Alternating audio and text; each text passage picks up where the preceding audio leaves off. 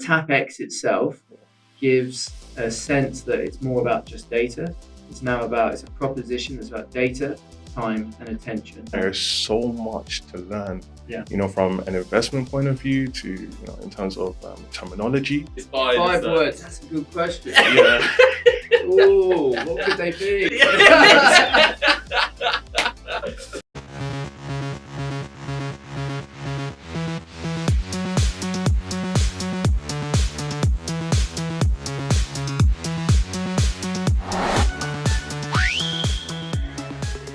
Hello everyone, welcome back to the channel. We are here with Luke Judge, who is the CEO of Tapx.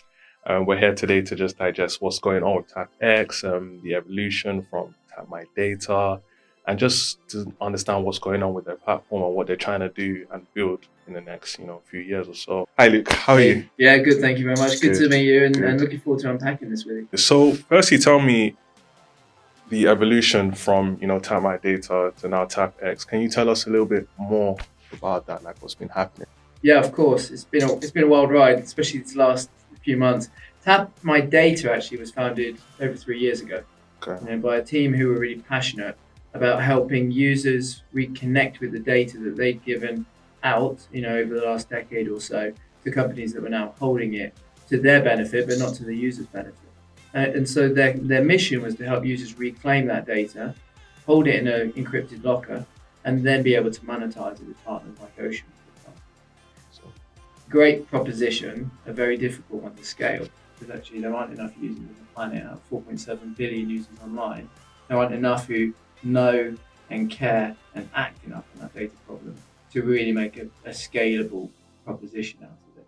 So at the start of this year, around 20th of January to be precise, we decided, based on the technology that had been built, which was solid, it was an app, it was a partner portal, it was an NFT identification engine, we would take a pivot and we would actually pivot towards a product or suite of products that we would put in the hands of partners. Web3, tokenized and non-tokenized, but Web3 overall partners, like the OV alumni, we would give those partners something of value that would help them connect better with their potential users who could extract value from that partnership. So we got to work and we've been building both a new brand, Tapx, and a new product suite, which we're in the process of launching now, and with OV alumni first. And the Tapx itself gives a sense that it's more about just data. It's a proposition that's about data, time, and attention, and helping users and partners connect more through space, more securely, more accessibly, and in a more rewarding way. What is Tapx today, and how would you describe your new project in 5 words? So we're in phase 1, 3 phases with Tapx. We're launching phase 1 now. Our overall project in 5 words: a more accessible, secure, and rewarding Web3. That's why you said that. But yeah, 5 words. Okay, got it straight away. Let's do that again. I love it. Let's make that more natural. Hold on, now how am I not going to make this sound perfect now? It's fine. It's fine. 5 words. That's a good question. Yeah. Ooh, what could they be? How would you describe Tapx in just a few words? Like, what is it today? There's a lot there. So to boil it down into a couple of words, I think our mission is to make Web3 more accessible, secure, and rewarding for users and partners. Some people may say that, Web3 isn't so accessible for a lot of people because of, I'm talking about it from a learning curve perspective. Yeah. There's so much to learn, Yeah. From an investment point of view to, in terms of terminology. Yeah. Before you came in, we were talking about it, how, a lot of people may not know what HODL means or LFG, there's so much things. So, it's great to see a platform that's, it cares about its users, but then also its partners as well. And the accessibility of it, I think is for me, I think that's the greatest part. And those two things come hand in hand: accessibility and security, like making it more accessible and more secure. Because actually, it's not just about learning the lingo and learning the subject matter. It's actually learning how to use Discord, Telegram, and Twitter, honestly, and Reddit, and GitHub, and everything else, right? And every project is also trying to figure that out. They're trying to figure out, okay, on my Twitter profile, do I put our Discord? Do I put our Telegram? Do I put our website? What should I put? And yet they're all valuable. Yes. And if you put your website, you link to that, and then the user can really only find them stuff in the footer. So phase 1 is about trying to bring all that together in a much safer space with our link in bio solution. But do you think it will be easier as well for newcomers in the space that are looking for projects to invest in? Yeah. Is that your angle as well in terms of if I'm a user now, I'm on Twitter, I don't have a clue what's going on in Web3, but I'm hearing that you gotta go into a Discord, click on the invite link, and just join the community. Yeah. But you don't know where to start. So I guess this is a great solution, exactly. Right? Exactly right. Because if you come in and let's say you find a project on Twitter. Yes. And you're on their Twitter profile and you click that link. I like this project. This is cool. How do I find more of these? Right. Today it's difficult. You don't know where to go. In phase 2 of our product suite, you'll be able to come and say, I like this environmental project, Dovu. I'd like to find more environmental projects built on blockchain like Nemus and others.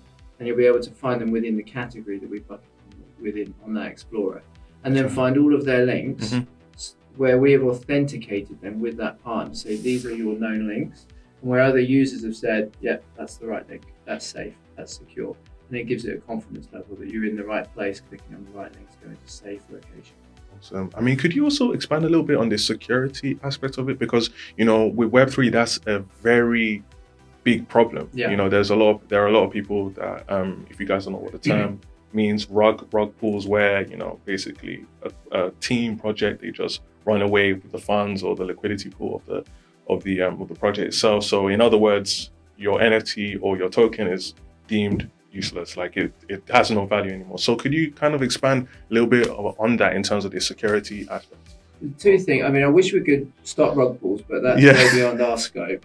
But what we can do is help ensure that users are clicking on the right links and landing on the right pages, and that they're confident that they're not fake pages by scammers, right? So that's number 1. Yeah. Number 2 is that when, once we've got users and partners engaging in our Explorer, which is phase 2 of our release, then actually we'll have the ability for us to give scores to the projects based on, have they connected their LinkedIn profile with their team? How frequent do they update their community with official announcements? Are they on Telegram, Discord, Twitter, and so on actively? Yeah. And and how trusted are these sources, so that the user can feel safe that yes, they've been around for a long time, they're fully active, they're constantly keeping their community updated on the platforms, and there'll be a safety score that the users will be able to engage with. So earlier you were talking about phases. Can you explain, can you elaborate more on phase 1 of the program? Yeah, absolutely. So what we learned from Tap My Data was that it's very difficult to scale a platform when it's hard to acquire users without partners and hard to grow partners without users. So we're approaching Tapx by bringing value to both, by growing both, in a way that we're giving value to the partners through a tool. Phase 1 is about giving a link in bio tool to partners that essentially replaces the alternatives that were built out of Web 2. So Tapx Links is the first and currently only Web3 native link in bio tool that will allow partners to create their list of links in blocks that can be token gated for their community. So they'll be able to, for example, have their important links, their Medium posts, and maybe a YouTube video, for example, and then they'll be able to token gate that YouTube video so that only their community who hold their token, their NFT, will be able to actually see that video within that link in bio page. And they'll be able to save it, the users will be able to then save it to their Explorer. So just an example of functionality there that we're now bringing, which is native Web3 into the link in bio solution. And then we'll be giving that to partners for free for them to use to make the whole space safer for users in Web3. It sounds like a more complex and I guess more valuable platform than Linktree. I'm sure you've heard of Linktree. Course, as in they're in Web 2. But I mean, a lot of people may say that Linktree, there's not really much going on there. It's just a very basic. You click on the links, you go to it. But this is now you're giving value. I think that's the greatest thing about it. That you're giving value to partners, and your users. Exactly, and you've hit the nail on the head. There's greater functionality while still keeping it simple. Yeah, we're not trying to build new websites for these projects. there is real value for the partners, right? Because their users will come and connect their wallet, and they'll be able to provide utility for the token in a really nice and easy way. So, you know, it's a good accessible way for the users and for the partners to kind of engage through unique content. And you're right, you know, if you look at existing products on the market like Linktree, which is the biggest, it really doesn't offer very much in terms of any Web3 functionality. You know, we looked at, for example, some projects. We also looked at influencers. You know, and there's a lot of value there on those Linktree pages that actually we think we can offer a much better solution for partners and users to engage on. What would you say is the global goal for Tapx, and where do you see the project actually going? Okay, by global, I think bigger picture, right? So we've got 3 phases: link in bio, partners and users to connect. Phase 2 is our explorer, where they connect in more detail and can explore the space with categorization. Phase 3 becomes much more an intelligence hub for retail and institutional investors to really get much deeper in kind of the intelligence of the space, right? So those are three spaces or 3 phases. We need to get to scale. So our goal for this year is 5,000 partners using our linking bio solutions, with millions of users using them and the explorer. And then geographically, it's a global footprint, of course. So there's really a geographical audience that we're reaching with those 3 phases of product. Could you elaborate a bit more as well on the Explorer Hub, you know, and the categorization? How does that actually work, you know? And then I guess we'll go on to the security element, you know. But I love your roadmap, by the way. I like how you separate it into the different areas. But if you could please explain more about the Explorer Hub. Yeah, of course. You know, we're essentially, without trying to sound too grandiose about it, we're trying to improve the organization of the Web3 space, right? Create some kind of Web3 archive, if you like, an instance living archive, so that when projects register for the link in bio page, they categorize themselves as an NFT project, collectible, DeFi, you know, environmental, social science, art, you know, all a number of about 30 different categories. And then when they elect to be a part of the Explorer, which I think will be an attractive proposition for them, they will then be categorized within the Explorer. So for you, for example, you might say, actually, I really like charitable-based blockchain projects. I would like to have a look at those. There's 21 of them right now in Ethereum, Polygon, BSC, and then you can have a look through them, save them, and engage with them in more meaningful ways. When you engage with them, some of them will say, actually, Arinze, you know, we like your engagement here, and we'd like a little bit more of it, and we're willing to give you some of our tokens for that. So you've got an earning opportunity within the platform. Okay. You also know that it's not a place where you have to dig deep into sub-servers of Discord to find official announcements. It'll be all within there within the Explorer. So you can find the projects you like, find the projects you already hold, that'll happen automatically, find the official announcements within the platform, save them and earn rewards from them. Tons of value there, especially with the Explorer. And I like the fact that it's almost kind of like it's more than a link in bio solution now. Now you're really flexing, you know, you're really flexing your muscles, you know, your Web3 muscles, in terms of this is now, it's looking like an actual platform that any user can come to if you're looking for an NFT project, or like you said, any charitable stuff, you know, and any category you fall into, you can go there, click on it and see, you know, it can take you there, and then you can see what's on offer. And on top of that, there's also earning potential. Yes, yeah, exactly. You know, and I don't think there's anything like that right now. So yeah, you're definitely, in terms of, I would say Linktree is probably your Web2 competitor, right? Yeah, for phase 1. Well, for phase 1 anyway, but phase 2 is like a whole different ballgame. Yeah. And we can do that because Linktree makes it available to everybody, from a gardener to a bulk technician, to a Web3 project, to an influencer, to a leisure centre, right? So it's very difficult for them to create a categorization of any kind and then provide value to an explorer. We're pre-curating the list of partners in the Web3 space, tokenized and non-tokenized, but Web3 overall, that are coming in, and we're pre-categorizing them so that in phase 2, we can offer a lot more value in an explorer.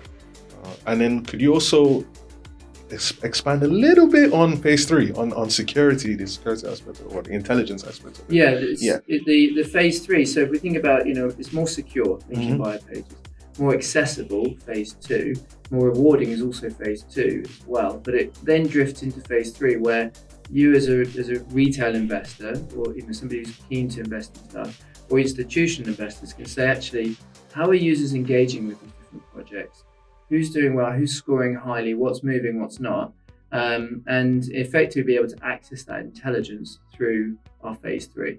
So, whether it's VCs or PEs or retail investors, they'll be able to get a little bit more intelligence as to which Twitter profiles are trending up or down, which are getting more engagement or not, which is having best sentiment versus low sentiment, etc. So there'll be a lot of signals within phase 3 that are fully anonymized, of course, and they're just based on each project, that the projects themselves will have access to, users of the platform can have access to, and then PE and VC and institutional investors can get involved in as well. I hope you guys enjoyed this fantastic conversation with me and Luke. It was very insightful to hear a lot about the amount of value that Tapx are bringing to the space. If you enjoy these type of videos where we invite prolific Web3 startups onto the show, then please subscribe to the channel and let us know in the comments who you'd like us to interview next.